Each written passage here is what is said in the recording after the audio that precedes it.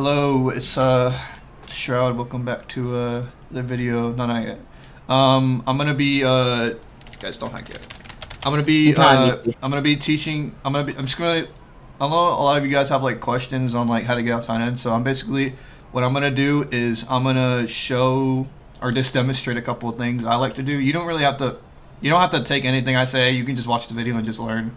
But if you guys are interested in how I like to get off tight ends and stuff, and why I see it works, and you can do that, and I'll tell you reasons why it works. So first thing I do, so this is the first way. So hike when you're ready. So first I like to move around a little bit with my joystick like this, and then as the ball is hiked, I move in a motion. I go either outside or inside, depending on wherever the ball is hiked and such. I kind of read. So here's why I do this. I kind of read where the center is positioned, right? So let's say Tay's going to go left, and he goes right here. He goes left, and he's positioned right here. Oh, you need to try? Okay. One second. So he's positioned right here. Sorry. So he's positioned. Let's say Tay's positioned left, and I instinctively think like, he's positioned left. Maybe I should go right here. So Tay, tight end on me for a second. So let's say the center's going left. I go this way.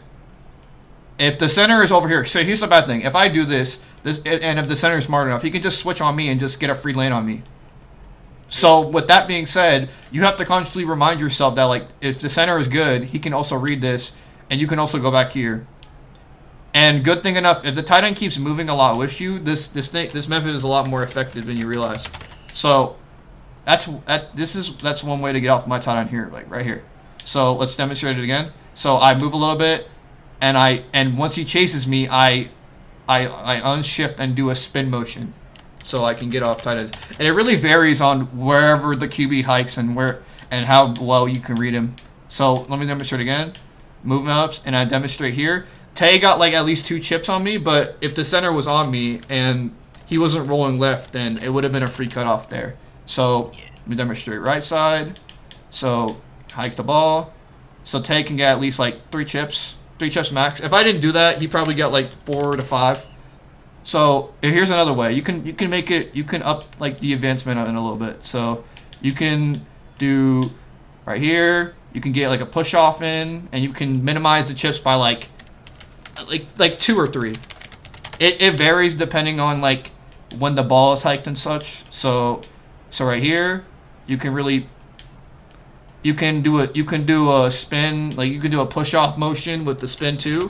You can really do it depending on what like position you're in and like wherever the center is hiked and such. So let me demonstrate it again. So spin motion right here, spin motion here. Tay got me there with the inside, and if the center was there, I would have been lane there. So let me demonstrate outside. So right here, Tay got at least like 1.5 chips max, just because of the push off. And there's another way you can do it too. You can also just mask yourself, and you can also just go on shift and mask and stuff. You can also just bait the opponent itself, like just tricking them. You don't really have to do the spin motion either. You can just practice like baiting and such, and like making them come to you and making them rush to you. So right here, Tay got another 2 chips max. So okay, let me explain why that works. So whenever I spin off here, notice how here, let me try tight end, okay? Tay, I want you to try like the motion I just did, and let me explain to you why it works mainly because half the time it's kind of like a sad truth moment. So all right, so I'm gonna do the same thing you just did. I want you to try to just do the motions. I'm just gonna move around with you. So you see right there, you notice how whenever I move with you, it kind of just like, whenever I move towards you and I charge at you, your hitbox just like goes through me. Watch. It's not even just a latency thing. Watch.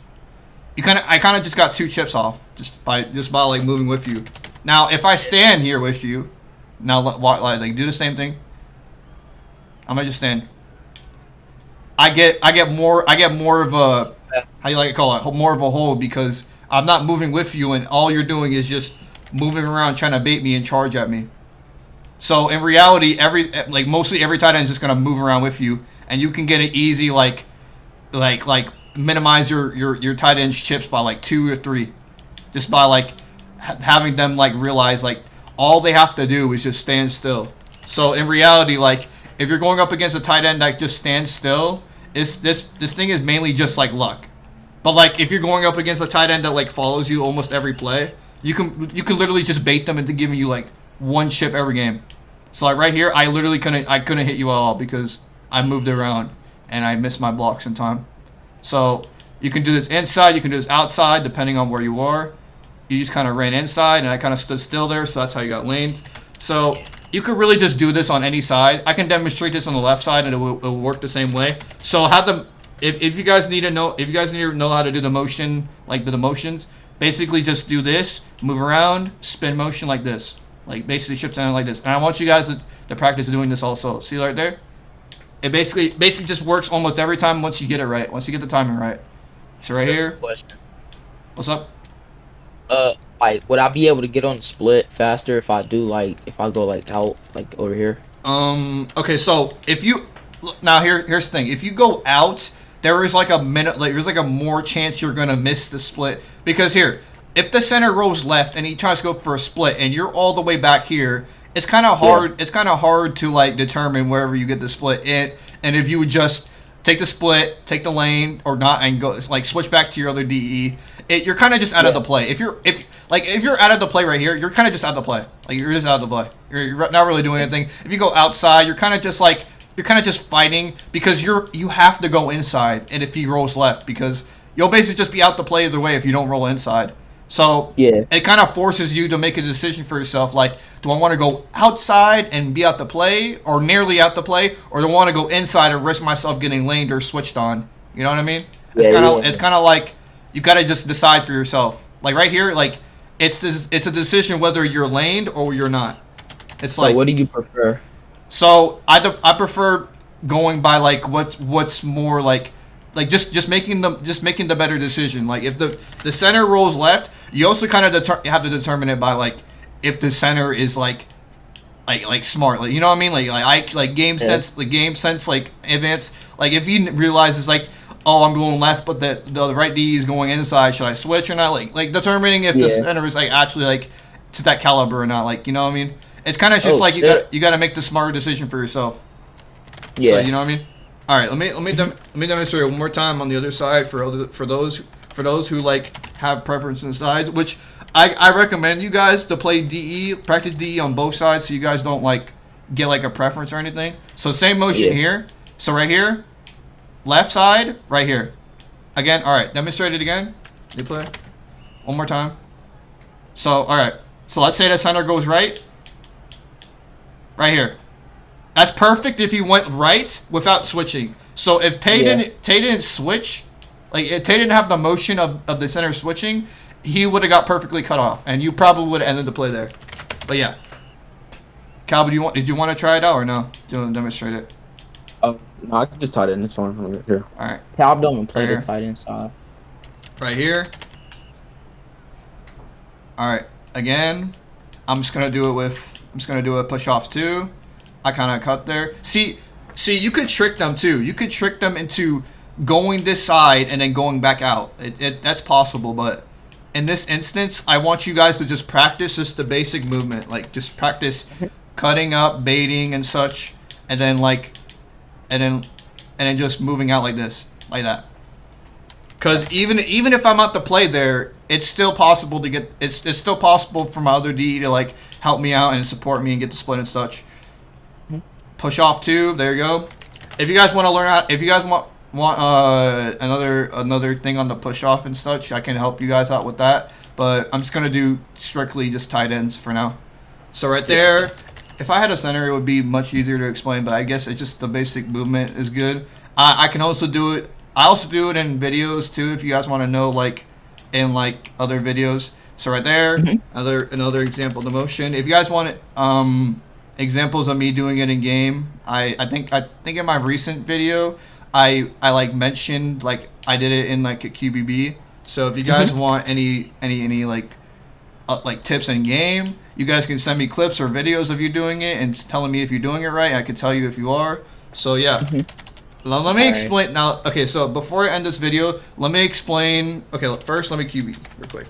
So let me explain why this could lead to, like, I think I explained it earlier in the video, but let me explain why I think, like, you could potentially be doing it wrong and it could lead to you, like, being, like, not supporting or, like, not being a well, like, asset DE. So first off, if you do this, you're at the risk of, like I said, either going inside and, like, let's say roll left and you go inside, you're either gonna be viable to the split, or you're either gonna get yourself lamed if the center switches. So that's a double-edged sword right there. So that barks the question: is this worth enough to do? Well, I mean, it is and it isn't, because in the end, the tight end basically decides, like, where you're gonna go and where the center basically goes. The tight end is a lot more useful than you think, and I don't know why people don't realize that by now. So right there, like, Tay is, like, fighting to go inside because he's strictly he has to, like, he can't go anywhere else. Like, if he can't contain because he's on the road to go inside and such, and I'm rolling right with my center, so he's fighting to go inside in this instance. Like right here, inside the center, if he switches, he can just lane Tay like that. It's really just like, what's the best decision in the right moment? This is why I can't give you, like, definite answers. And, like, you just gotta decide in the moment. Like, do you want to be out to play for, like, a little bit, or do you want, like, and be viable to the split, or do you want to be at risk of getting laned with your tight end assisting you and your center switching in time? It's just really up to you. That's basically the only, like, negatives about it.